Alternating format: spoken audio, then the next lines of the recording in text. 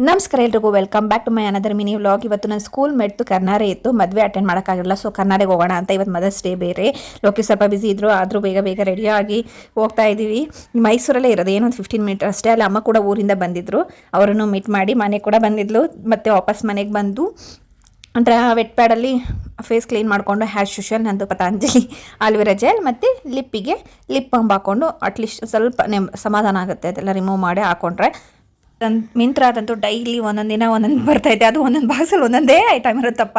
ಆ ಬಾಕ್ಸ್ ನೋಡಿದ್ರೆ ಏನೋ ಅದರೊಳಗಡೆ ಇಷ್ಟು ಐಟಮ್ ಇರುತ್ತೇನೋ ಅಂತ ಅನಿಸುತ್ತೆ, ಬಟ್ ಅದರಲ್ಲಿ ಒಂದೇ ಒಂದು ಐಟಮ್ ಇರುತ್ತೆ. ಇದು ರೌಂಡ್ ಕೊಂಬ್ ಬಂದಿತ್ತು, ಅಗೋರಾದೆ ಸಖತ್ತಾಗಿದೆ ಮಾತ್ರ. ನಾನು ಮಾತ್ರ 10ಗೆ 10 ಕೊಡ್ತೀನಿ, ಅಷ್ಟು ಸಖತ್ತಾಗಿದೆ. ಅದು ಈ ರೈಟಿಗೆ ಇಷ್ಟು ಕ್ವಾಲಿಟಿ ಇರೋ ಕೊಂಬೋ ಆರಾಮಾಗಿ ತೊಗೋಬೋದು, ವರ್ತ್ ಇಟ್.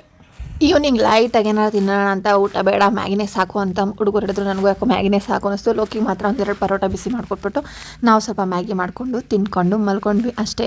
ಯಾಕೋ ಮ್ಯಾಗಿ ಬಾಲ್ಕನಿ ತಿನ್ನಬೇಕು ಅನ್ನಿಸ್ತು. ಗಾಳಿ ಬರ್ತಾಯಿತ್ತು, ಕತ್ಲೆ ಇರೋದ್ರಿಂದ ಏನು ಅಕ್ಕಪಕ್ಕ ಕಾಣಿಸಲ್ಲ ಅಂತ ಅಲ್ಲೇ ಕುತ್ಕೊಂಡು ಆರಾಮಾಗಿ ತಿಂದೆ. ಕತ್ಲೆ ಏನೂ ಕಾಣಿಸ್ತಾ ಇಲ್ಲ. ಥ್ಯಾಂಕ್ ಯು ಸೊ ಮಚ್ ಇಲ್ಲಿವರೆಗೂ ವೀಡಿಯೋ ನೋಡೋದಕ್ಕಾಗಿ. ಬಾಯ್, ಧನ್ಯವಾದಗಳು.